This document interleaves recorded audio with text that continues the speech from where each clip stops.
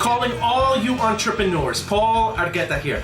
Today, I'm going to be covering with you 6 tips on how to stay committed to your business endeavor and why loving what you do isn't enough.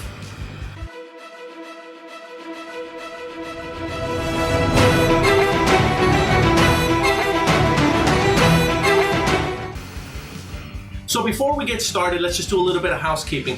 Make sure that you subscribe to the channel so that you can have access to all the videos and all the playlists that we're creating and curating for you to help you on your entrepreneurial endeavor.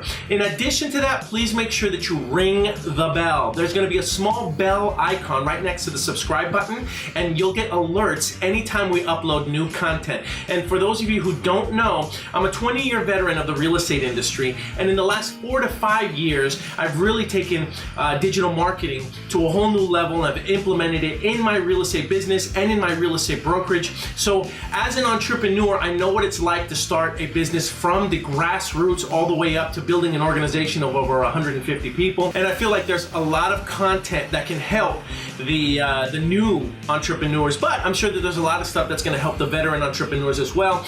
And more importantly, I appreciate any participation. So comments, dialogue, conversation, make sure that you participate below so that way, for those of you who are veteran entrepreneurs, you can also make sure that you offer your advice, offer your tips, and open up a conversation with me.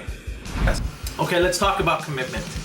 As an entrepreneur, this is the single most, if not the most important quality that you can possess while pursuing your entrepreneurial endeavor, okay? And the best part about this is that commitment can be taught. In fact, it's taught every day. If you have children, your children are watching everything that you do.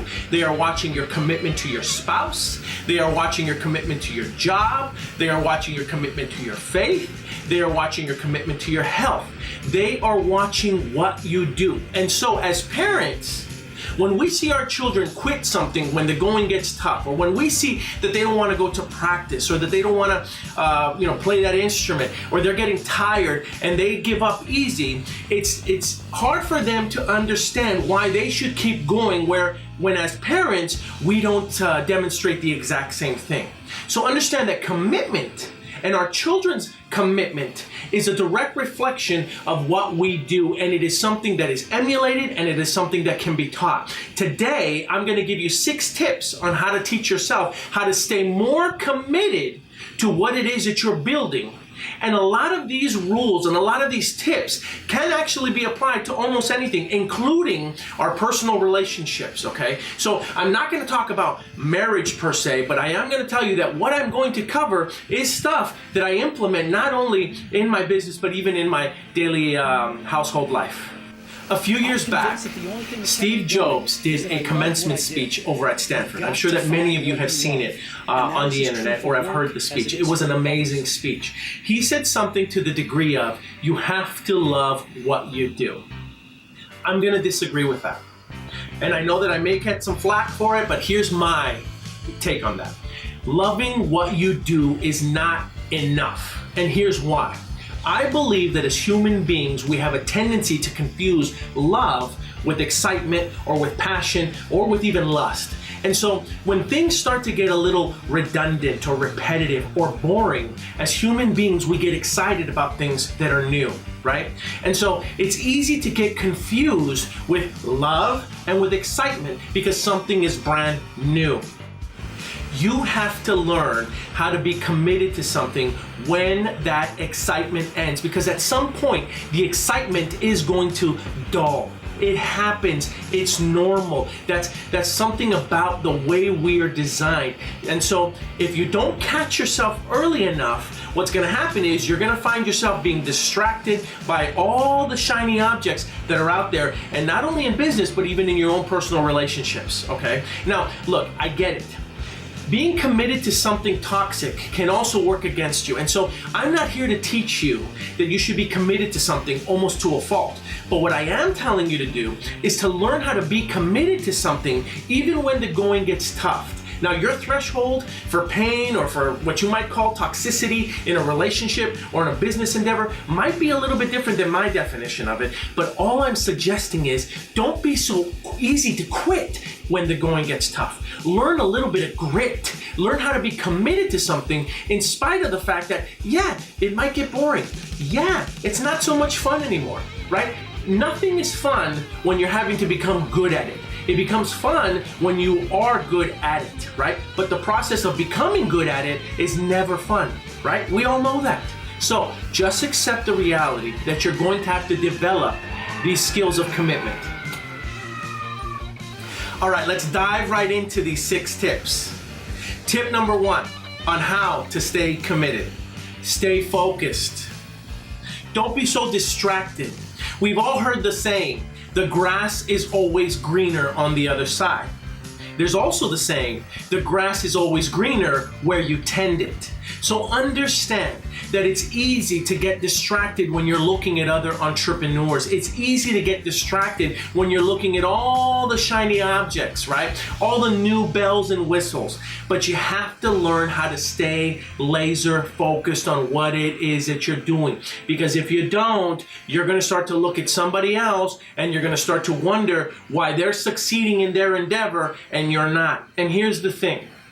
You have to learn how to run your race. Just because you see an entrepreneur succeeding in another endeavor doesn't necessarily mean that they didn't have their challenges while pursuing that endeavor. And more importantly, you don't know, and chances are that is probably not going to be the first attempt or business that they've started or ran. And so when you see someone succeeding, you don't know what has happened during the prior 5 to 10 years, okay?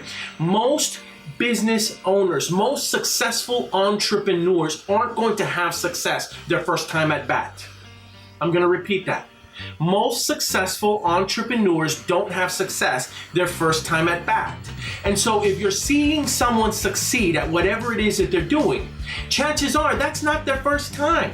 And they have a series of challenges and failures in other endeavors, right, that built that foundation for success for whatever is working for them right now.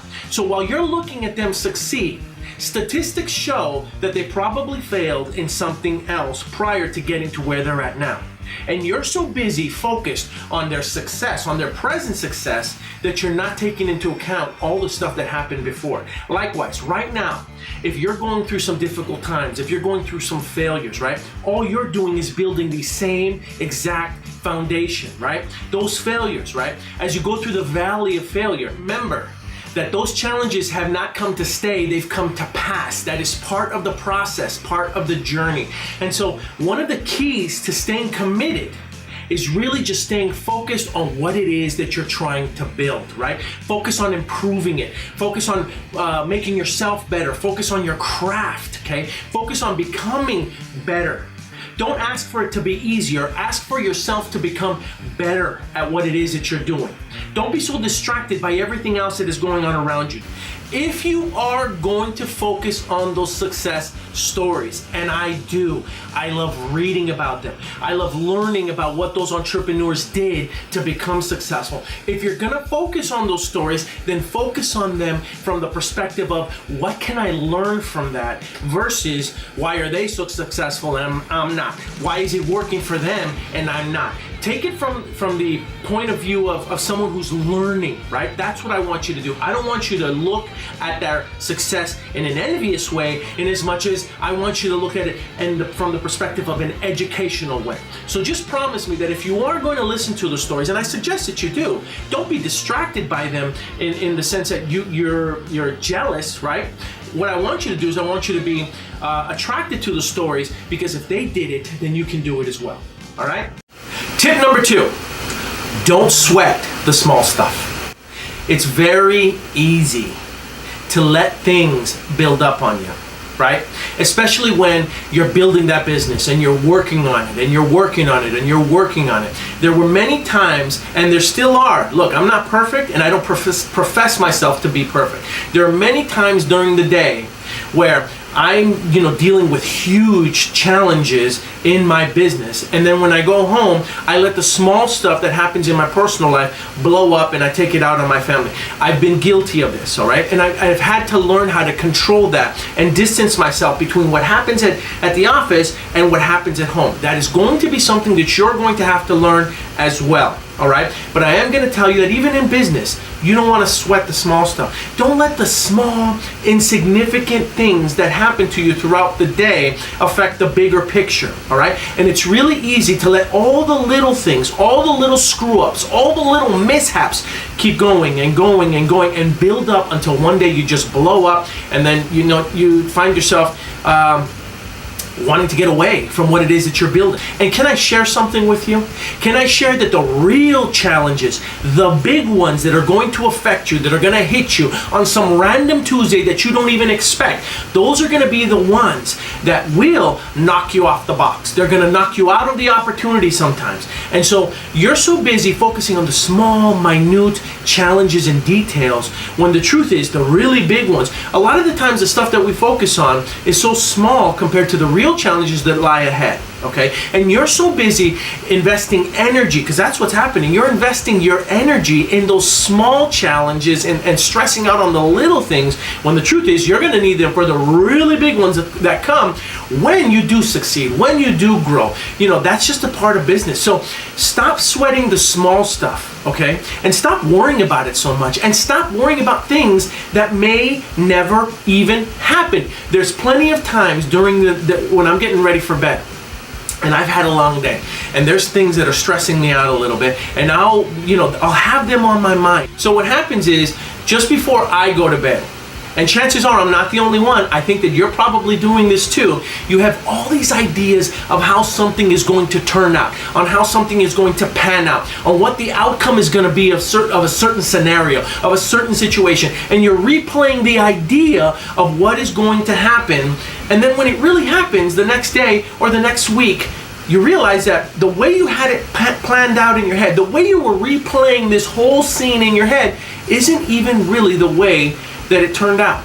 So here's my suggestion to you, right? Stop worrying. Stop worrying about things that haven't happened yet, okay? Because you're gonna need that energy when the real challenges do come. Don't sweat the small stuff. Step 3, in learning and teaching commitment. Stop trying to change people. Listen, it's hard enough trying to change yourself.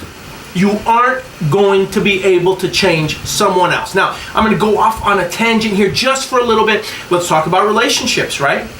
Look, if you're in a marriage, right, you know who you married. You know all their wonderful qualities, and you know all of their not so wonderful qualities. And when you were dating, all you were doing was focusing on the wonderful qualities, right?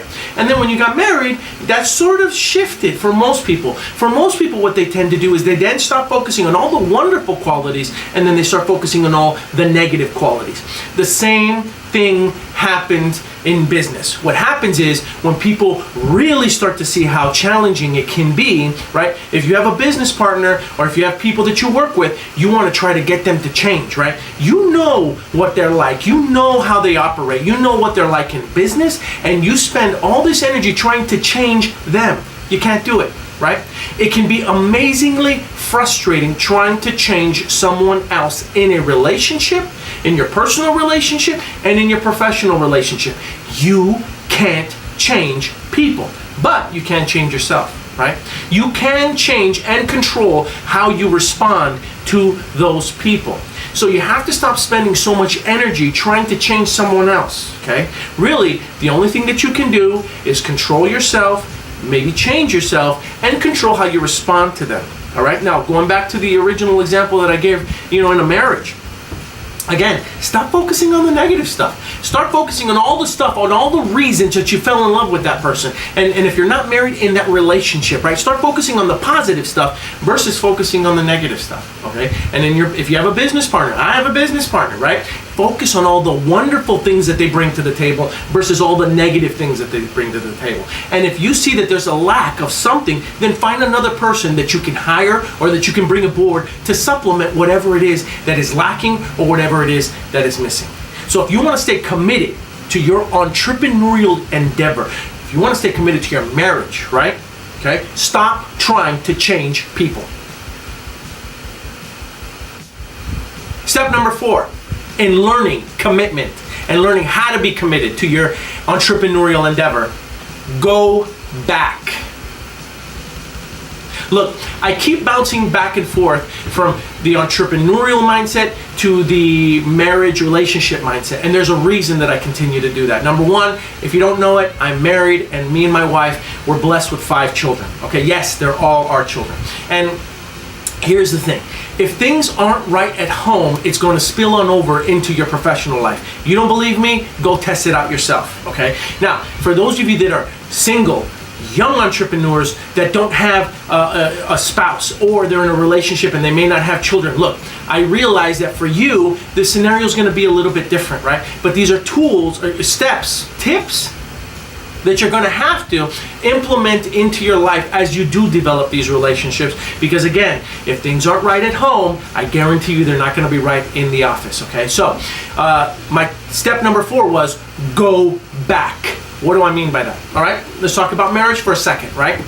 Go back home, all right? There are going to be nights, there are going to be days where you're going to have spats. Things aren't going to be right. Conversations are going to turn ugly. That's just a part of it. And what I'm going to suggest to all of you who are married or in a relationship, you still go back home.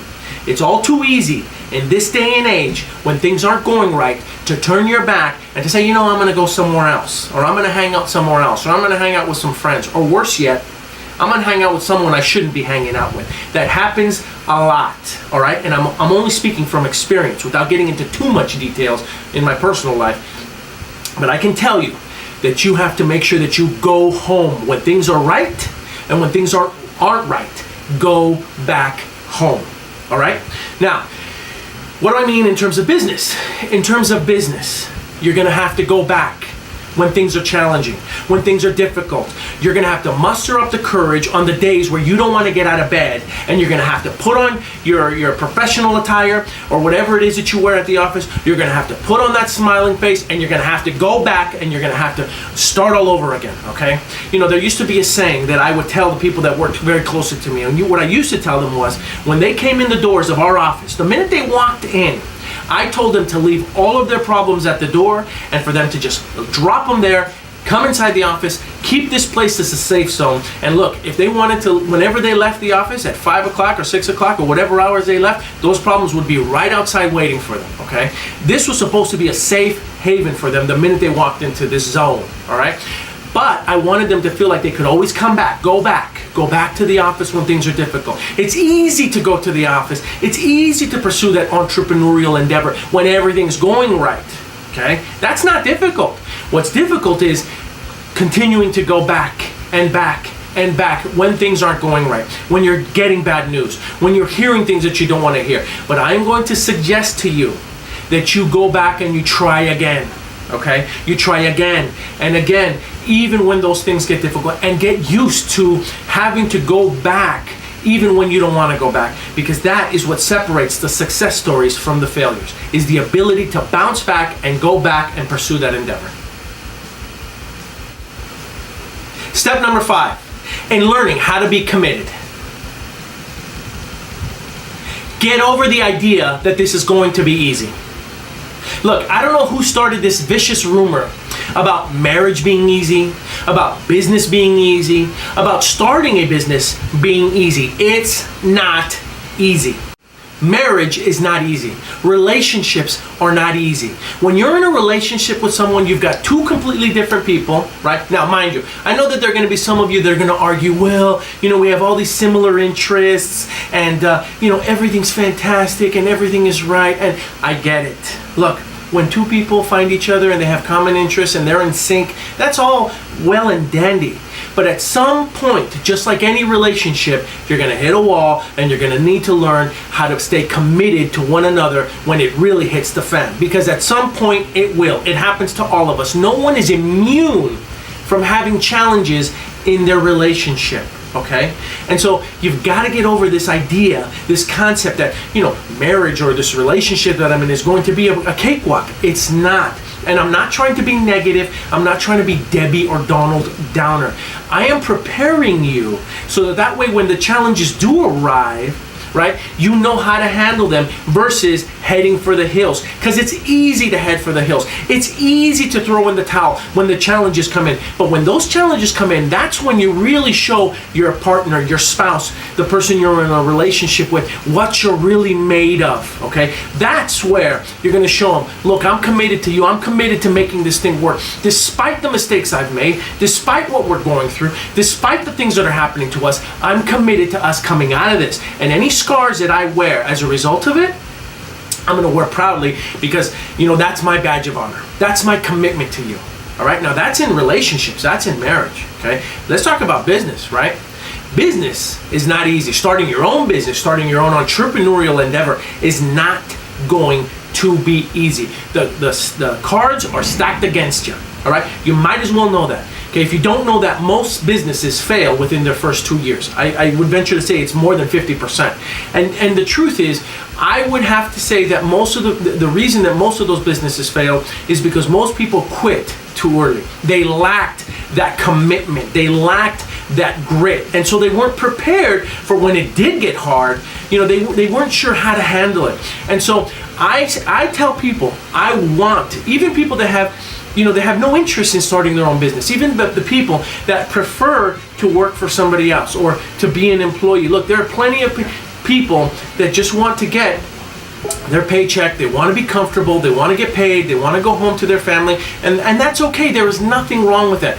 I still suggest that those people go out and start their own business, even if it fails. And the reason that I suggest that they do that, the reason that I want you to go out there and do that is because you're going to learn some things about yourself. You're going to learn that you're stronger than you initially thought you were, right? And that you could deal with much more than you thought you were. Even if the business fails, you're going to walk out of there and you're going to learn some things about who you are and what you're made of, okay? So this concept of starting your own business, when people get on stages or on a stage or in front of a video and they YouTube and they talk about how easy the business is and how quickly that you're going to make money, look, that's a bunch of BS. The reality is for you to build something that is substantial, okay, something that is going to last, it is going to take time. It is going to take effort. It is going to call upon your skills. It is going to call upon your time. It is going to ask things of you that you didn't even know you had to give up. That's all part of the process. And the earlier that you accept that, the more likely you are to succeed. Because if you think that this is going to happen in 2 to 3 months or 4 to 6 months, sometimes not even 4 to 6 years, if you think that it's going to happen overnight, it truly is not, okay? But you got to stay committed for the long haul. And I am going to say that the ones that succeeded are nothing more than the ones that chose not to quit and not to give in. And here's the other thing. As times change, as technology improves, your business model is going to change too, okay? And so your commitment to that business or to that endeavor is going to require that you also adapt to changing circumstances and to changing situations, okay? So keep that in mind as well. All right, and that's a part of it, and that's not easy either. But once you've accepted that, right? Once you've accepted that you're going to have to do that, it becomes easier to adapt as well. Our sixth and final step, remember why you started. Now, this is very, very important, okay? I know why I started my entrepreneurial endeavor. I know why I married my wife. You have to remember why you started. Now, there are plenty of YouTube videos, there are plenty of speeches that talk about knowing your why. But it's very easy, especially as things become challenging, it's very easy to forget the reason that you got started, okay? Now, here's the deal. If you knew how difficult something was going to be initially, all right, you probably wouldn't have got started. If I had known how difficult it was going to be to get the body that I have now, which is not necessarily something that I'm hugely proud of, but had I known how difficult it would be to get the physique that some of these other guys have, I probably wouldn't have gotten started either. Okay? Initially, I went to the gym just because I wanted to stay fit and I wanted to look good, right? My wife competes. She's a bikini fitness competitor, and I saw what she had to go through in order to compete in those fitness competitions. And you know, she told me the same thing. Had I known what I would have to do to get on stage to compete with those girls, I probably wouldn't have gotten started, right? So it's very important that you know your why. Same thing applies to business, right? You have to know why you started, because it's going to get challenging. For me, I got started because I wanted to make sure that I had created something, a legacy that I could pass on to my children. I got started because I wanted to make sure that my kids would always have a place where they could walk into and they could have a place to work, right? That was the reason that I built this business. And because, look, I wanted to have a lifestyle that I felt that I deserved. I felt that my wife deserved. I felt that my children deserved. I wanted to build that myself, and I was willing to work my butt off to make sure that I got there. So just make sure that you focus, right? And you make sure that you never forget the reason that you got started in your entrepreneurial endeavor. We made it to the end of this video, and I got to tell you that I really enjoyed making this for you. I love the discipline of commitment and sticking something out, right? And it's not, and again, it's something that can be taught.